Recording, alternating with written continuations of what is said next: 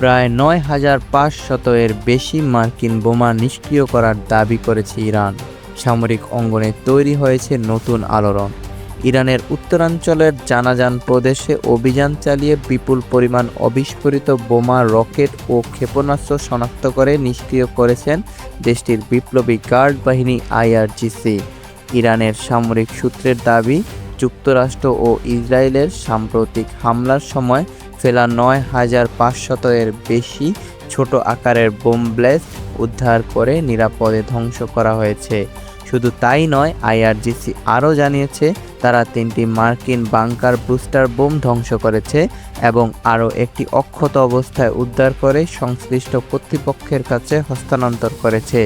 এছাড়া বিভিন্ন ধরনের রকেট ও ক্ষেপণাস্ত্র পাওয়া গেছে, যেগুলোর মধ্যে অনেকগুলো লক্ষ্যবস্তুতে আঘাত করলেও বিস্ফোরিত হয়নি। সেগুলো ধাপে ধাপে নিষ্ক্রিয় করা হচ্ছে। বিশেষজ্ঞরা বলেছেন, ক্লাস্টার বোম ব্লাস্ট সাধারণত বড় হামলার পর দীর্ঘমেয়াদী ঝুঁকি তৈরি করে।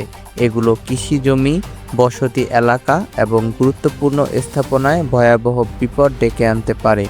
ইরান এই ঘটনাকে নিজেদের বড় সামরিক সাফল্য হিসেবে তুলে ধরেছে। তাদের দাবি, শুধু হামলা প্রতিহত নয়, বরং যুদ্ধক্ষেত্রে শত্রুপক্ষের ফেলে যাওয়া বিপজ্জনক অস্ত্রও দ্রুত নিয়ন্ত্রণে আনা হয়েছে। অন্যদিকে আন্তর্জাতিক বিশ্লেষকদের মতে, এই ধরনের দাবি মধ্যপ্রাচ্যের চলমান উত্তেজনাকে আরও বাড়িয়ে দিতে পারে এবং নতুন কূটনৈতিক চাপ তৈরি করতে পারে। বিশ্ব এখন তাকিয়ে আছে, এটা কি শুধু প্রতিরক্ষা সফলতা নাকি বড় কোনো সামরিক বার্তার শুরু।